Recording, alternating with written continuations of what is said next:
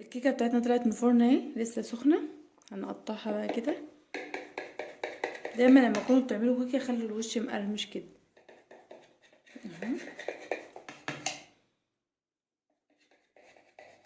طبعا هي عماله مندوق الاول عماله تفرول كده كده. عايزه اطلع لكم خرطه من النص كده. بسم الله الرحمن الرحيم.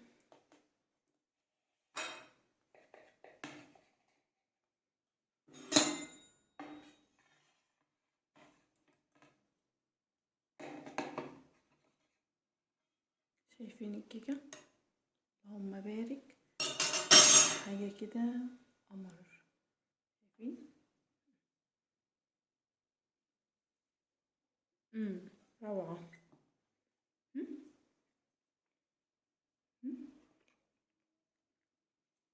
وسكرها مظبوط ومستويه وزي الفل.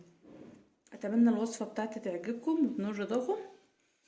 ويلا بينا ندخل على الفيديو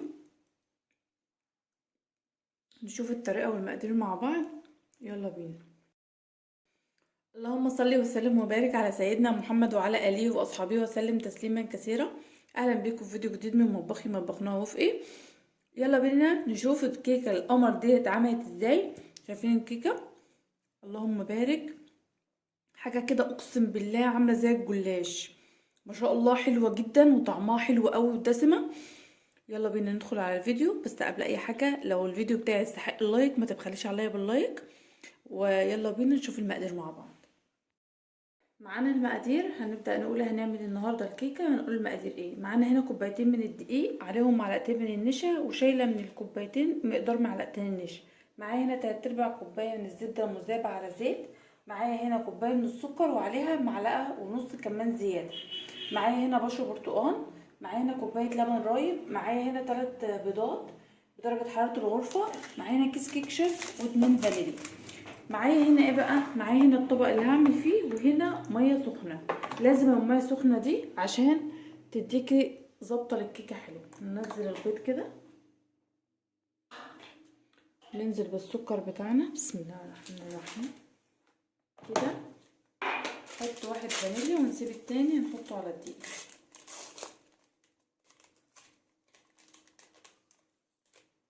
تمام كده.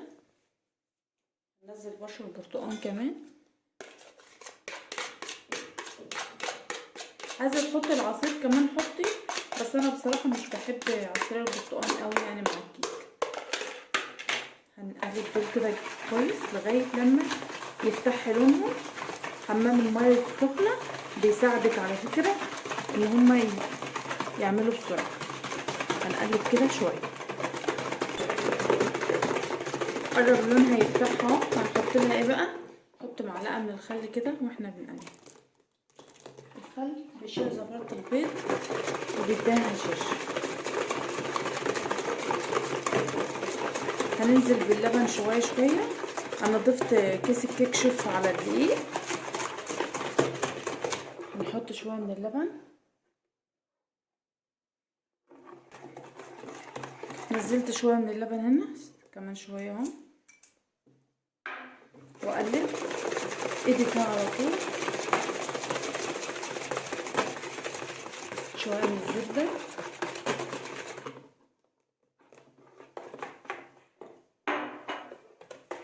كده.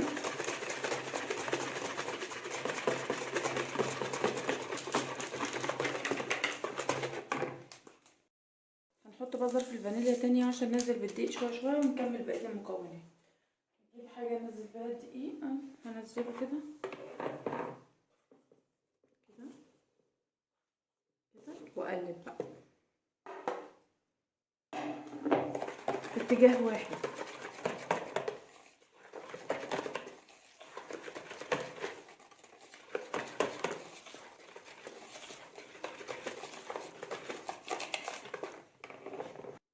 هنضيف اخر كميه اهو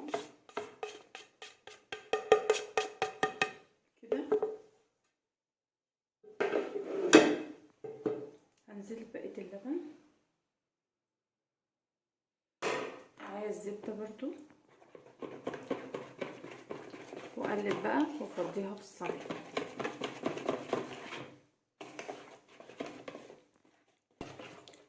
بصي يا ست الكل، شايفه الفقاقيع دي كلها كده هي زي الفل اهي. ابدا بقى الصينيه هنا دهناها ماده دهنيه، انزل بقى بالخليط بتاعي. بسم الله الرحمن الرحيم كده مره واحده.